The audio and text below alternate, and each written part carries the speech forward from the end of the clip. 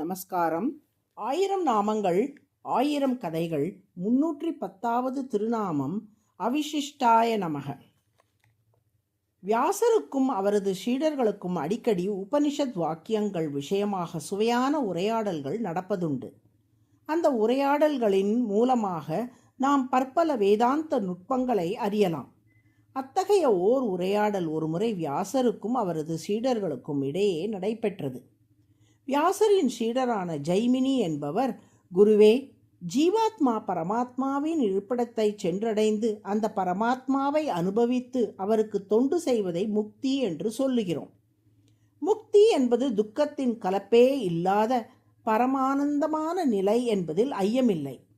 ஆனால் அந்த முக்தி நிலையில் எல்லா ஜீவாத்மாக்களும் ஒரே மாதிரியான ஆனந்தத்தை பெறுவார்களா?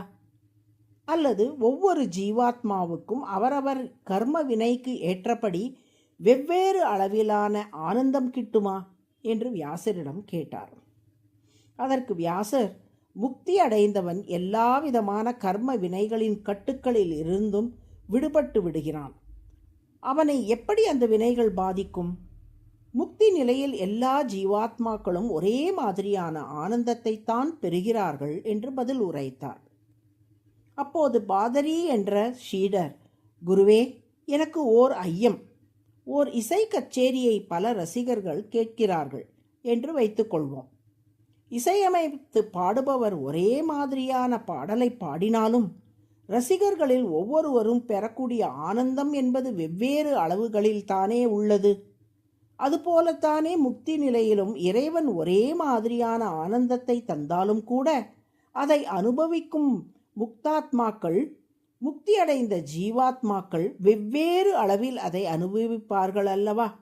எனவே முக்தியில் பெறும் ஆனந்தத்திலும் வேறுபாடு இருக்கத்தானே செய்யும் என்று கேட்டார். அதற்கு வியாசர், நான் ஏற்கனவே சொன்னது போல் முக்தி நிலையில் கர்ம வினைகள் அனைத்தும் நீங்கிவிடுகின்றன. அதனால் ஜீவாத்மாவின் தர்மபூத ஞானம் எனப்படும் அறிவானது 100% விரிவடைந்து விடுகிறது. பூமியில் இசை கச்சேரி கேட்டு மகிழும்போது ஒவ்வொருவருக்கும் ஒவ்வொரு அளவில் ஆனந்தம் வருவதற்கு அவர்களது முன்வினைகள், எண்ணப்பதிவுகள் மற்றும் அவர்களது அறிவின் வளர்ச்சி காரணமாகும். ஆனால் முக்தி அடைந்த நிலையில் முன்வினைகள் நீங்க பெற்று தெய்வீக எண்ணத்திலேயே லயித்து முழுமையான அறிவின் மலர்ச்சியோடு இறை தொண்டில் ஜீவாத்மாக்கள் ஈடுபடுவதால் அனைவருமே ஒரே மாதிரியான ஆனந்தத்தை முழுமையாக பெறுகிறார்கள். மேலும் இறைவன் ஜீவாத்மாக்களுக்குள் எந்த ஏற்றத்தாழ்வும் பார்ப்பதில்லை. அனைவருக்கும் சமமான அளவில் தான் தனது அருளை சுரக்கிறார். உலகில் காணும் ஏற்றத்தாழ்வுகளுக்கு அவரவரின் முன்வினைகள் காரணமே ஒழிய இறைவன் காரணம் அல்ல. கடும் தவம் புரிந்து முக்தி பெற்ற மாபெரும் முனிவர்களும் பிரகல்லாதன், கஜேந்திரன் போன்ற பக்தர்களும் முக்தியில் என்ன ஆனந்தத்தை பெறுவார்களோ அதே ஆனந்தத்தை ஒரு சாதாரண மனிதன் முக்தி அடைந்தால் அவனுக்கும் இறைவன் தருகிறான். ஆண், பெண், உயர்ந்தவன், தாழ்ந்தவன், கற்றவன், கல்லாதவன், பணக்காரன், ஏழை போன்ற எந்த வேறுபாடும் இறைவனுக்கு இல்லை. இதை நன்கு விளக்கவே ஆலிலை கண்ணனாக இறைவன் அவதரித்தான். ஊழி காலத்தில் வந்த வெள்ளத்தில் இருந்து உயிர்களை காப்பதற்காக அனைத்து உலகங்களையும் உயிர்களையும் உண்டு தனது வயிற்றில் அவன் வைத்து காப்பாற்றினானே. அப்போது ஆண், பெண், உயர்ந்தவன், தாழ்ந்தவன், கற்றவன், கல்லாதவன், பணக்காரன், ஏழை, மனிதன், மிருகம் என வேறுபாடா பார்த்தான்? அத்தனை உயிர்களையும் தன் குழந்தைகளாக எண்ணி காத்தான் அல்லவா? எனவே ஏற்றத்தாழ்வு பாராதவன் இறைவன். முக்தியடைந்த அனைவருக்குமே ஏற்றத்தாழ்வு இல்லாமல் முழுமையான பரமானந்தத்தை தருபவன் இறைவன் என்று விளக்கினார்.